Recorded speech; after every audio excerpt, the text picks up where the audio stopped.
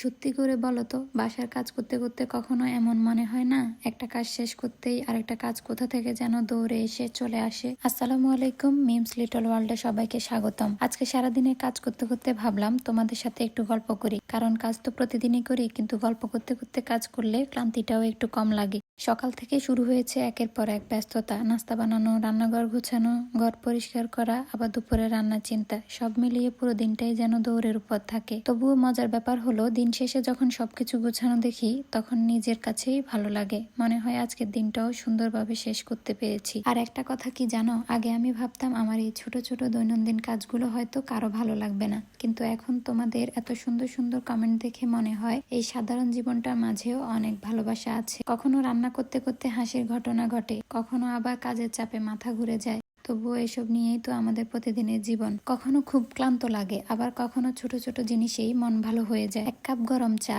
রান্না শেষে পরিবারের মজা হয়েছে বলা, অথবা কাজের ফাঁকে একটু নিজের মতো বসে থাকা, এই মুহূর্তগুলোই আসলে পুরো দিনের ক্লান্তি ভুলিয়ে দেয়। আর তোমাদের সাথে এই মুহূর্তগুলো শেয়ার করতে পারাটা আমার কাছে আরো বেশি স্পেশাল লাগে, কারণ তোমরা পাশে আছো বলেই এই ছোট্ট জার্নিটা এত সুন্দর লাগছে। তোমাদের একটা সুন্দর কমেন্টও আমার পুরো দিনের ক্লান্তি দূর করে দেয়। ভিডিও বানানোর সময় তখন মনে হয়, হ্যাঁ, আমার এই সাধারণ জীবনটার গল্প শুনতেও কেউ ভালোবাসে। তাই প্রতিদিনের এই ছোট ছোট মুহূর্তগুলো নিয়েই আমি আবার নতুন একটা ভিডিও নিয়ে তোমাদের সামনে চলে আসি। তোমরা কমেন্ট করে জানাবে তো তোমাদের দিনও কি এমন ব্যস্ততায় কাটে, আর বাসার কোন কাজটা করতে সবচেয়ে বেশি বিরক্ত লাগে।